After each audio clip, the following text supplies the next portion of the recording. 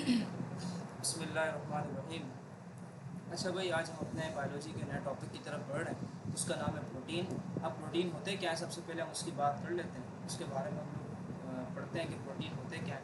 उसके बाद फिर हम लोग आगे बात करेंगे कि हम लोग प्रोटीन के मज़ीद जो कैटेगरीज है उनके बारे में वन बाय वन हम लोग डिस्कस करेंगे आगे, ठीक है।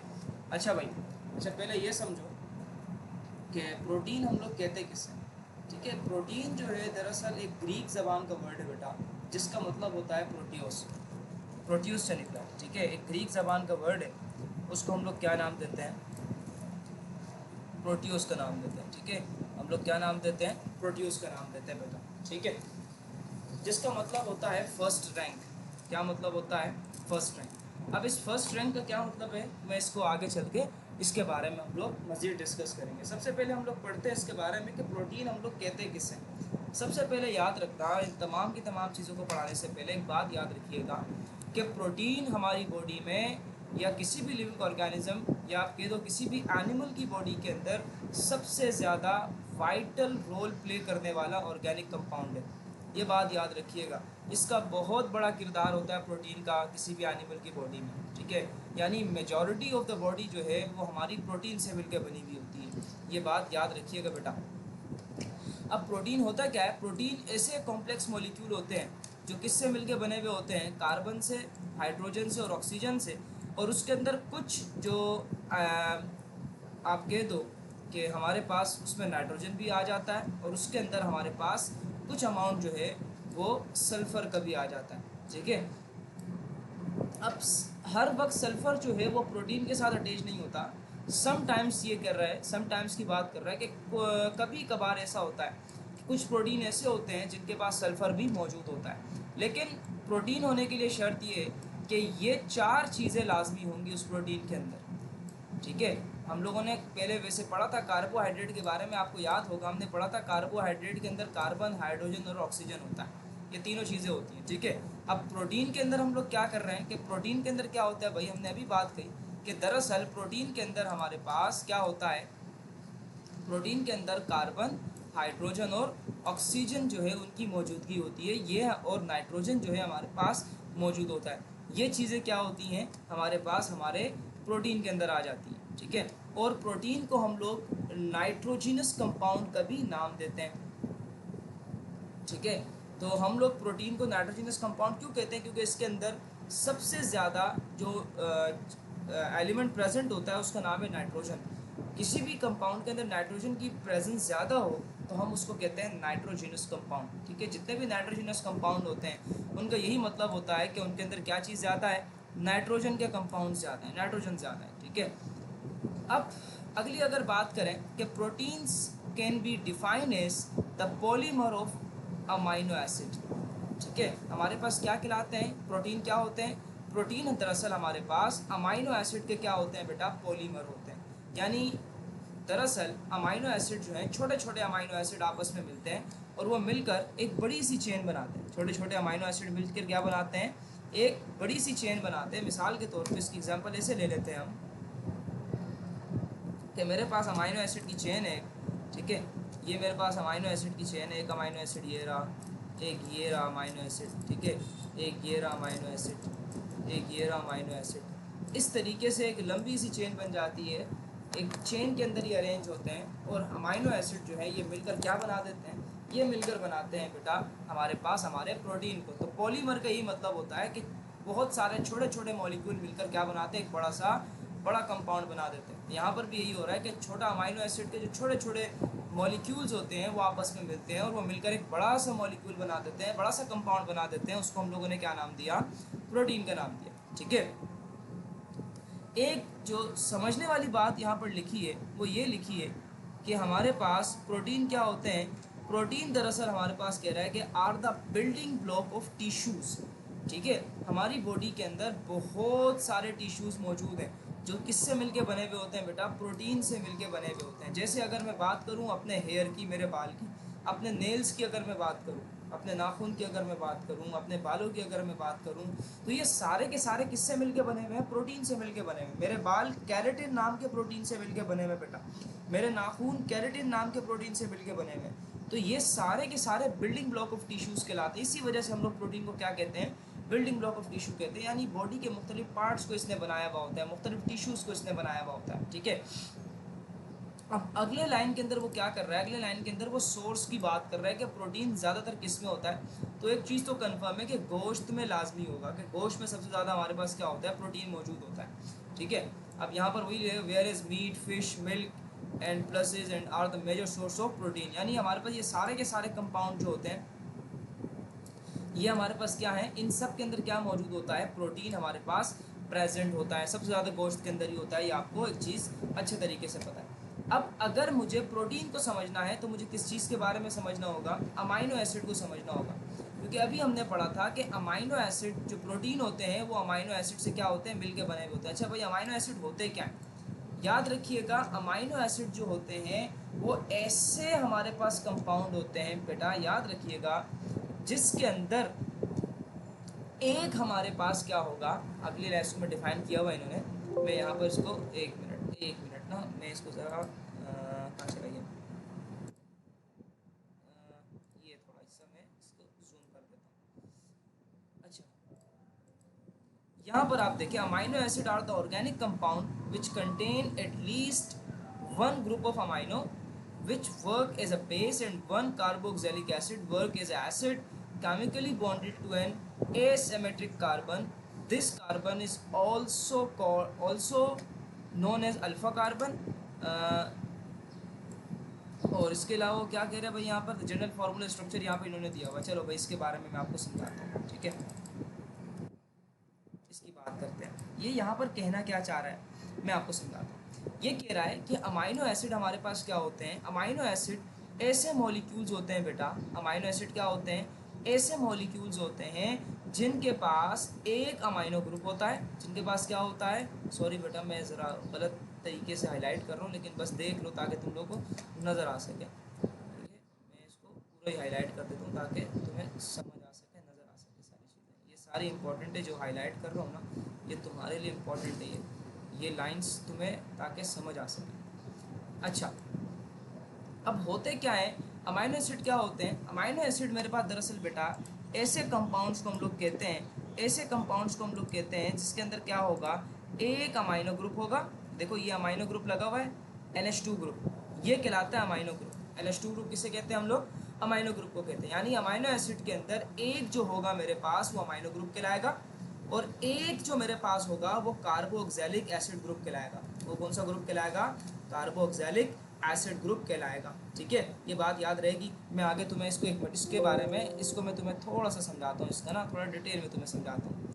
एक मिनट मैं ज़रा नई स्लाइड इसकी बना लूँ ताकि तुम्हें समझ आ सके। ये रह गया, कहाँ गई, इसको थोड़ा सा हम लोग जूम आउट करते हैं और अब यहाँ इसके बारे में थोड़ा सा समझते हैं।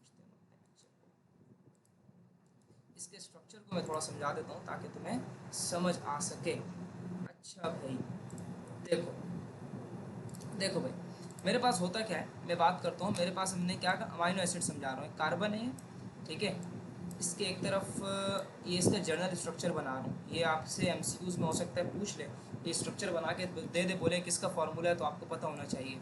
एक तरफ हाइड्रोजन होता है, ये R ग्रुप है, यहाँ पर अल्काइल ग्रुप कहते हैं इसको, और एक तरफ मेरे पास COOH ग्रुप होता है, और एक तरफ मेरे पास क्या होता है, अमाइनो ग्रुप होता है। कौन सा ग्रुप होता है भाई, अमाइनो ग्रुप होता है, NH2 ग्रुप कहते हैं।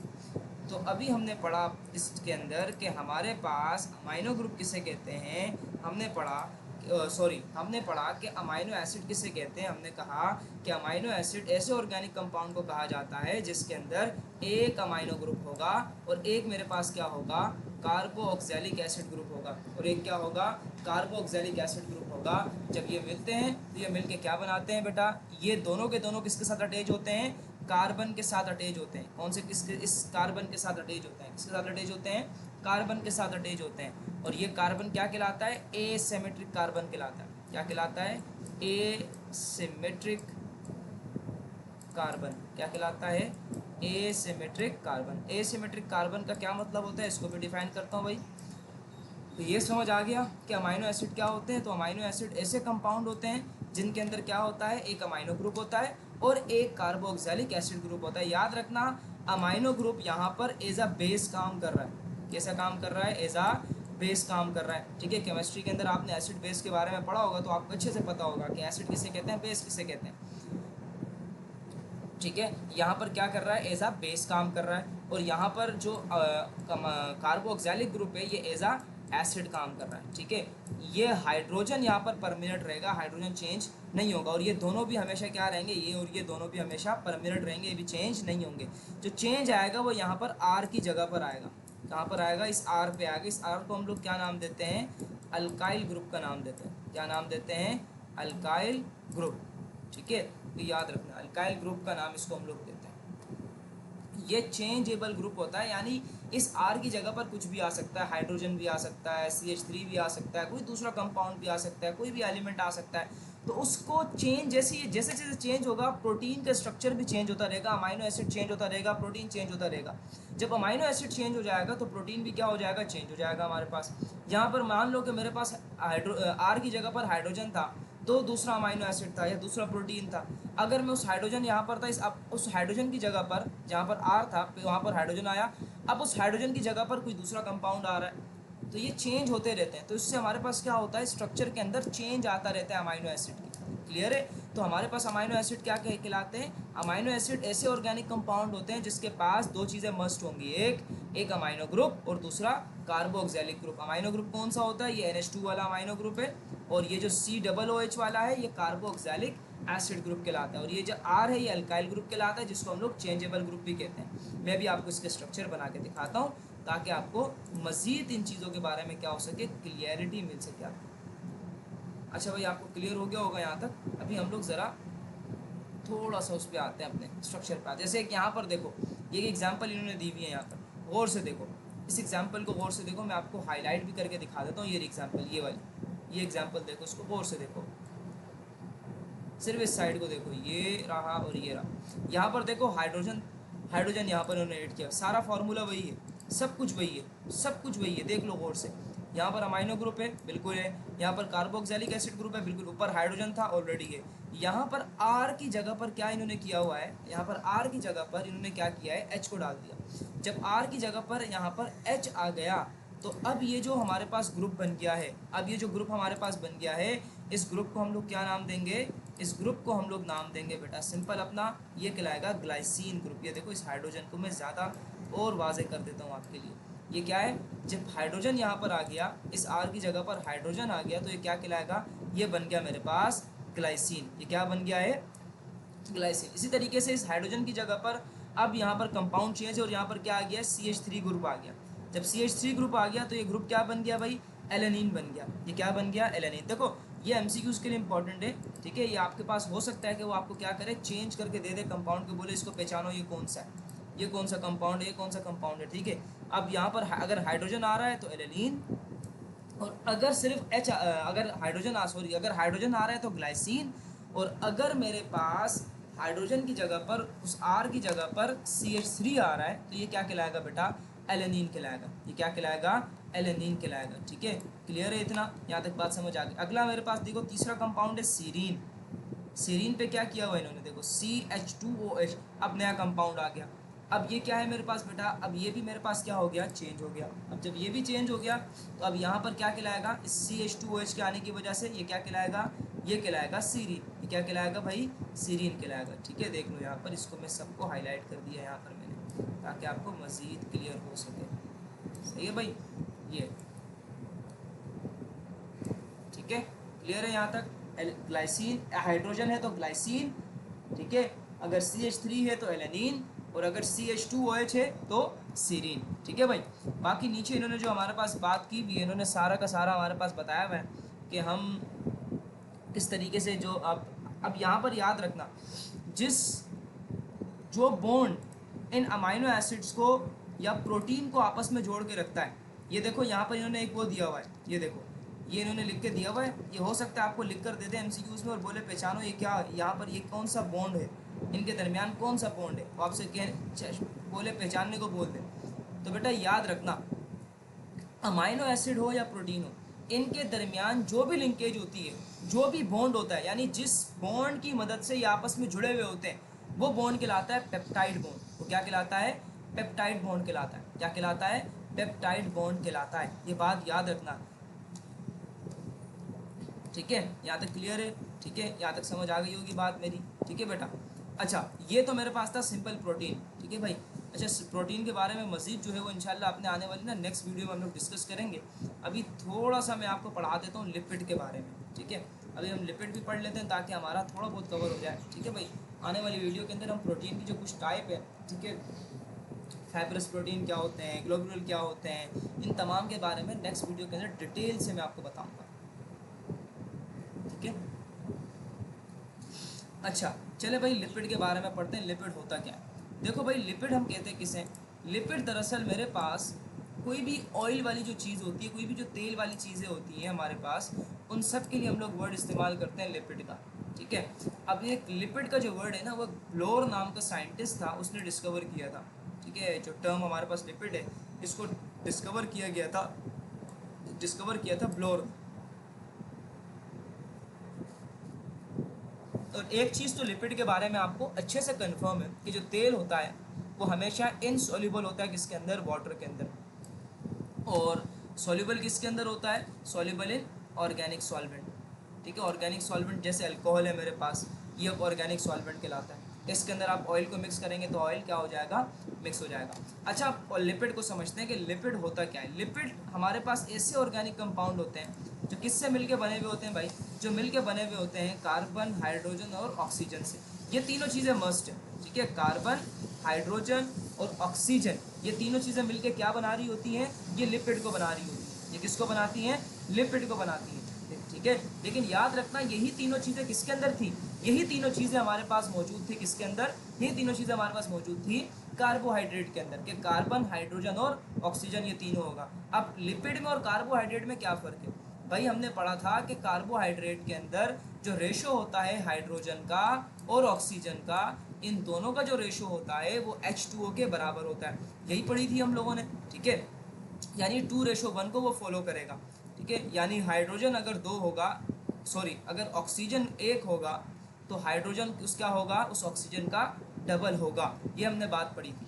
लेकिन यहाँ पर ऐसा नहीं होता लिपिड में। लिपिड के अंदर ये तीनों चीज़ें तो होती हैं, कार्बन, हाइड्रोजन और ऑक्सीजन जो होता है, लेकिन इनका जो रेशो होता है वो कार्बोहाइड्रेट यानी वाटर जैसा नहीं होता। यानी हाइड्रोजन और ऑक्सीजन का जो रेशो होता है उसके अंदर बहुत फ़र्क आता है। जैसे अगर मैं यहाँ पर केमिकल फार्मूला देखूँ, यहाँ देखो, ये देखो, यहाँ पर ऑक्सीजन कितने हैं? ऑक्सीजन यहाँ पर कितने हैं? 6 है, ठीक है? और हाइड्रोजन कितने बेटा मेरे पास? यहाँ पर 110 है, यानी 3-4 गुना है। ये तो बहुत ज़्यादा है। डबल तो नहीं कहेंगे ना, हम तो इसको कहेंगे कि बहुत ज़्यादा हो गया ये, ठीक है भाई? ये बात याद रखना। इसके अंदर लिपिड के अंदर क्या होता है? कार्बन भी होता है, हाइड्रोजन भी होता है और ऑक्सीजन भी मौजूद होता है। लेकिन हाइड्रोजन का और ऑक्सीजन का जो रेशो होता है वो बिल्कुल कार्बोहाइड्रेट वाले रेशो के बराबर नहीं होता। जैसे कार्बोहाइड्रेट के अंदर हाइड्रोजन और ऑक्सीजन जिस रेशो से मिले हुए होते हैं, वो रेशो यहाँ पर मौजूद नहीं होता, बल्कि क्या होता है? रेशो बहुत ज़्यादा ऊपर नीचे होता है। अगर मैं कार्बोहाइड्रेट की बात करूँ तो अगर कार्बोहाइड्रेट के अंदर क्या था, अगर यहाँ पर कार्बोहाइड्रेट होता तो अगर ऑक्सीजन 6 होते तो हाइड्रोजन इस ऑक्सीजन का डबल यानी 12 होता। लेकिन यहाँ पर ये 12 तो है नहीं, ये क्या है? ऑक्सीजन इसका बहुत ज़्यादा है ऑक्सीजन के, तो हाइड्रोजन, ठीक है? क्लियर है? यहाँ तक बात समझ आ गई होगी आपको। अच्छा भाई, अब हमारे पास लिपिड की पहली टाइप है जिसको हम लोगों ने क्या नाम दिया है? एसाइल ग्लाइसिरोल का नाम दिया। क्या नाम दिया हमने? एसाइल ग्लाइसिरोल का नाम दिया, ठीक है? एसाइल ग्लाइसिरोल क्या होता है? इसको ट्राई एसाइल ग्लाइसिरोल का भी नाम देते हैं। इसकी 2 कैटेगरीज आती हैं, फैट्स एंड ऑयल। 2 कैटेगरीज आती हैं, कौन कौन सी? फैट और ऑयल आती है, यानी चर्बी और तेल। इसके बारे में आगे बात कर लें। अब क्या होता है एसाइल ग्लाइसिरोल? क्या होता है भाई?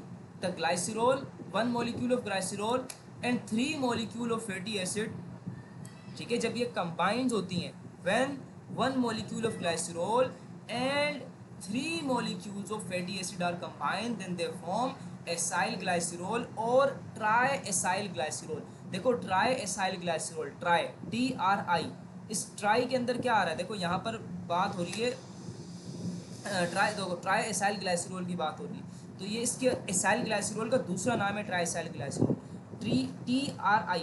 इस ट्राई का क्या मतलब होता है? इसका मतलब होता है 3। अब ये ट्राई एसाइल किसे कहते हैं? एसाइल कहते हैं फैटी एसिड को कहते हैं। एसाइल किसे कहते हैं? फैटी एसिड को कहते हैं, यानी 3 फैटी एसिड के मॉलिक्यूल और एक ग्लाइसिरोल का मॉलिक्यूल जब ये मिलता है तो ये मिलके क्या बनाता है भाई, ये मिलके बनाता है एसाइल ग्लाइसिरोल। ये क्या बनाता है, एसाइल ग्लाइसिरोल बनाता है। बात क्लियर है, आगे बढ़ते हैं। अच्छा देखो, हाँ,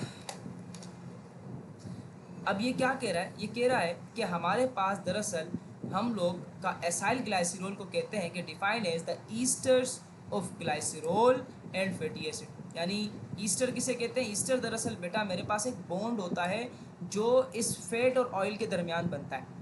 यानी अगर मैं दूसरे अल्फाज में बात करूं तो ग्लाइसिरोल और फैटी एसिड के दरमियान एक बॉन्ड बनता है, ठीक है। उस बॉन्ड को जो बन रहा होता है, ठीक है, ये बात याद रखना, जो बॉन्ड बन रहा होता है उसको दरअसल यहाँ पे इन्होंने क्या नाम दिया हुआ है, ईस्टर का नाम दिया हुआ है। ईस्टर एक बॉन्ड है मेरे पास, एक लिंकेज है मेरे पास, जो दो मेरे पास किसको मिलाती है, फैट और ऑयल को मिला के रखती है।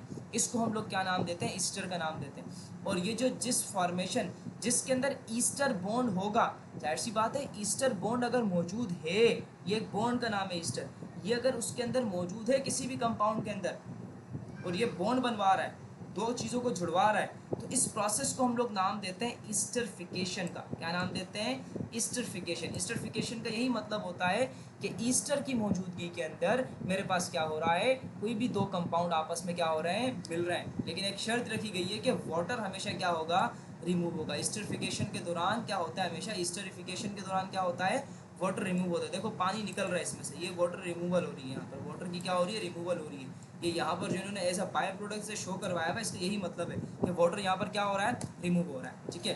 आगे बात समझते हैं, ग्लाइसिरोल क्या होता है।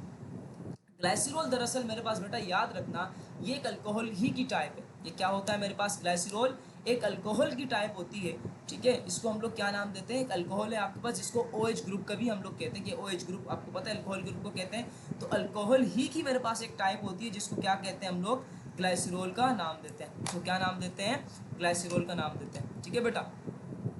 अच्छा भाई, और आपको पता है फैटी एसिड क्या होता है। तो फैटी एसिड जो होता है बेटा हमारे पास क्या होता है, फैटी एसिड दरअसल हमारे पास एक हाइड्रोकार्बन्स की लॉन्ग चेन होती है। सुनना, फैटी एसिड किसे कहते हैं कि जब हाइड्रोकार्बन की लॉन्ग चेन, हाइड्रोकार्बन क्या होते हैं, हाइड्रोजन और कार्बन से मिलके बने हुए कंपाउंड, हाइड्रोजन और कार्बन से मिलके बने हुए कंपाउंड। और इसके अलावा मेरे पास क्या, carboxylic acid group, COOH group, याद है अभी मैंने बताया था पीछे, COOH ग्रुप। और मेरे पास क्या, हमारे पास कार्बन और हाइड्रोजन के जो ग्रुप्स होते हैं, ये जब आपस में मिलते हैं तो ये मिलके क्या बनाते हैं, फैटी एसिड को मिलके बनाते हैं। ग्लाइसिरोल क्या है बेटा मेरे पास, ग्लाइसिरोल अल्कोहल की एक टाइप है, ठीक है, ठीक है बेटा। और इसके अलावा मेरे पास क्या होता है, फैटी एसिड की अगर बात करें तो फैटी एसिड के अंदर क्या होता है, एक मॉलिक्यूल जो होता है, क्या होता है, एक मॉलिक्यूल जो होता है मेरे पास बेटा, क्या होता है बेटा, वो एक मॉलिक्यूल मेरे पास कार्बोक्सिलिक एसिड का होता है। और एक मेरे पास क्या होती है, एक कह रहा हूँ, एक हमारे पास क्या होती है, लॉन्ग चेन होती है। क्या होती है, लॉन्ग चेन हाइड्रोकार्बन की। जैसे यहाँ पर आपको नजर आ रही है ये लॉन्ग चेन, ये लॉन्ग चेन आपको नजर आ रही है, कार्बन और हाइड्रोजन ही तुम्हें यहाँ पर नजर आ रहा है। इसको भूल जाओ, इस साइड को ख़त्म करो, मैं इस साइड की बात कर रहा हूँ। यहाँ से लेकर यहाँ तक देखो, यहाँ से लेकर यहाँ तक तुम देखो, तुम्हें क्या नज़र आ रहा होगा, कार्बन और हाइड्रोजन नज़र आ रहा होगा। क्या नज़र आ रहा होगा, कार्बन और हाइड्रोजन नज़र आ रहा होगा। तो ये हाइड्रोकार्बन की एक लॉन्ग चेन है। और ये साइड पे जो आपके पास लगे हुए हैं, मैं इसको येलो से शेड कर देता हूँ ताकि आपको समझ आ सके। ये जो साइड पे आपके पास लगे हुए हैं बेटा, ये मैं इनको, ये साइड पे जो आपके पास लगे हुए हैं, ये साइड पे जिसको मैंने येलो से शेड किया है, ये मेरे पास दरअसल क्या है, कार्बोक्सिलिक एसिड ग्रुप है। तो कार्बोक्सिलिक एसिड ग्रुप और हाइड्रोकार्बन की लॉन्ग चेन ग्रुप जब मिलते हैं, ये मिलके क्या बनाते हैं बेटा, ये मिलके बनाते हैं मेरे पास क्या, ये बनाते हैं मिलके फैटी एसिड।